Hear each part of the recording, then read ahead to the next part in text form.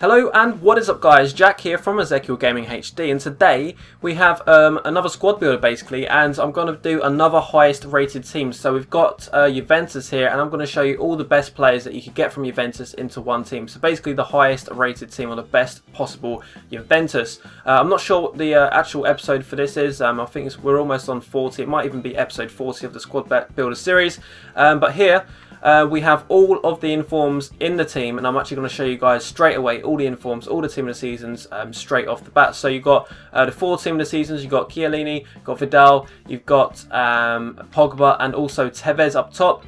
Inform wise, we've got Asamoah, we have Lichtsteiner and also Buffon in goal. Now we also have Bonucci, who is the same level as someone else, but I'm going to show you a better alternative. Although if you want to go all out in forms, then that's absolutely fine. So let's bring in the players, and as I'm bringing in these players, guys, if you want to buy some Ultimate Team coins, make sure you go and check out thegamekeys.co.uk and use my discount code EGHD. You'll get an extra 5% off your orders. So as I was saying, these are the highest rated players from Juventus. Now, the first thing you might notice about this team is, why the hell do you have a Pirlo in the cam position? Now, for me, I just found, I just wanted to use Pirlo instead of, you know, this, for example. A lot of people said it'd be better to have Pogba in that position. Everyone would get full chemistry, apart from Pirlo, of course, because he's in the cam position. But I just think that Pirlo would work best here, because these two have better work rates for this. Well, not better work rates, but better pace, better strength for more of the defensive role. But you know, play it where you want. I played Pirlo in cam position. Obviously, he did get out strength quite a lot, but he's always in good positions to play through Tevez, Vucinic, etc. So that leads me on to the other players. We've got Barzagli here. We've also got Ogbonna, and this is the player that I said you could swap out for Bonucci. So this is what the team would look like if you wanted to play with all the informs, and it looks pretty nice, although I'd say Ogbonna is the better player, and he's also cheaper. So, you know, if you're out there on a budget, well, not that you should be, because this team costs around 1.4 million coins at the moment, or just under 1.5, and I think in about a week's time, guys, this team will probably be worth about 1.2 million. So let's go over the team and what I think of the players real quick before we get into the goals of the team. So first of all, Bonucci, as I said, Ogbonna is better. He's not bad, you know, 6'3", although I found him to be a little bit too weak. He seems a little bit skinny. I don't know his actual in-game strength, but I'm just telling you what my opinions of him and how I feel that he did play. Ogbonna, obviously the slightly better version in my opinion. He didn't score any goals, didn't score any corner goals, but much more better in defence in my opinion. Buffon, he's only got 1 rating above his 86 rated player, so for 53,000 coins, I'm not too sure it's really worth the upgrade. I think his normal card would be suited just fine in price, you know, but if you're building the best team, you've got to use him, right? So centre back wise, we have Chiellini, and I mean, you know, he's just a dream centre back. He's just perfect. 93 defending, 90 heading, and 81 pace. He isn't that tall, but the thing is, he just jumps so well. He's so strong. He's always in a better position than the other centre back. So it's really hard to say, you know, he won't be as good, or he won't be as a brick wall because he's only 6'1". But it's not true. He's actually so strong. Very, very reliable player. The next player we have is Barzagli, and he's got 69 pace, which is kind of in that zone where sometimes it's a little bit too slow, but most of the time he is okay, because that's a good enough amount of pace. Again, 6'1", 86 defending and 80 heading. Again, a great player, and I think I'd prefer Ogbonna. If we could have 2 Ogbonnas, I'd prefer 2 Ogbonnas in this team than 2 Barzaglis, if that makes sense. So yeah. Next players we have is Vidal, and you might actually notice that I have him in the centre mid position. That's because I played with this formation for the majority of the games, and I found 3-5. I played one game with 3-5-2, and I preferred it so much more. So that's why I'm showing it to you in 3-5-2. But of course, they still get all full chemistry. As I was saying, Vidal here. Brilliant player, and I found his shooting, even though if you compare it to Pogba's, his shooting is 1 more. I actually found his shooting, like finesse shots just outside the box, to be a lot more accurate than Pogba's. I think it's because he has like 93 finishing and Pogba has about 80 something, so the finishing is a lot more better.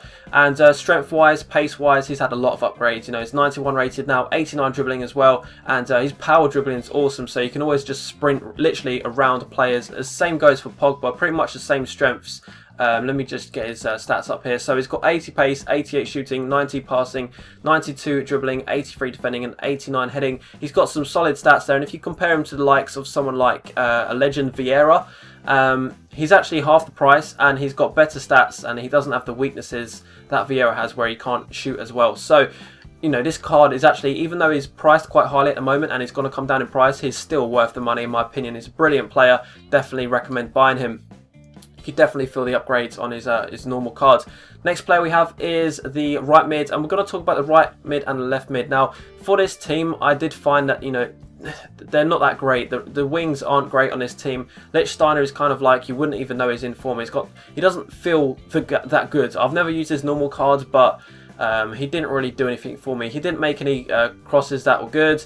He didn't get into any good positions. He was just there on the side. I kind of just used him to 1-2, you know, Tevez or Vucinic or whatever. Now let's move on to Asamoah now. I did find Asamoah to be make a little bit more of an impact on the game. I've used him in previous FIFAs, although now he's on the left mid. I think he was in a central position before, but he's got high strength. He's got a lot of shot power. He's got pretty decent pace as well, 84 pace. I think, yeah, he's left-footed, which means so you're gonna have to remember that, because when I first started playing with him back on FIFA 12, FIFA 13, I actually forgot that. But left foot, and he's got a real rocket of a shot there with his left foot, and you'll see that in the gameplay. He does get a good shot away from a pretty much standing position. And next player, as I said before, we spoke about this guy, is Pirlo, and in the cam position, he doesn't do too bad. I mean, he actually scores, I think, at least, yes, well, I've got the stats on the screen. He scores 2 goals, and he actually gets 1 assist, so he obviously doesn't play too bad, and that's out of 4 games as well. So a really good player. Shame he hasn't got an inform. It'd be nice to see him have an inform. Next one we have is Vucinic, and this player was surprisingly good. I mean, for some reason, I only got on the scoreboard once with him, but he had quite a good few opportunities. He's always making runs to get into a good position. He's got some nice work rates, high, medium as well. He's got 4-star weak foot, so he's not really too one-sided, which is nice to see. 6'1", so he's good on the headers, on the crosses. And let's move over to the next player, who is Tevez. And Tevez is his team this season is absolutely blinding. His normal card is pretty good.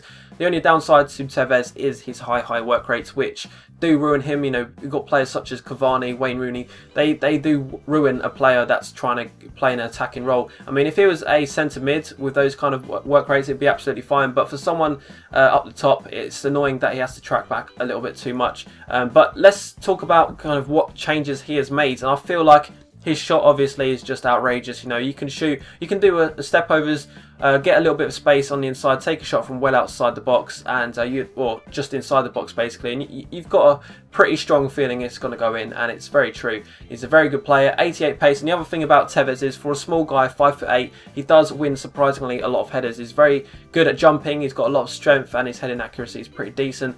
Dribbling wise, got 4-star skill, and those scoop turns, those chops, they're going to be very deadly, especially with a small player who's going to have good agility and balance as well. Thanks for watching the video, guys. I hope you enjoyed it. This has been the best possible Juventus team. If you did enjoy it, make sure to leave a like rating on the video. That'd be absolutely fantastic. Also, if you want to subscribe to me, Ezekiel Gaming HD, that would also be amazing. We're coming up to about 60,000 subscribers soon, so that would be really nice if you can. And until next time, guys, I'm going to leave you with some goals. Hope you enjoyed it, and I'll see you guys later.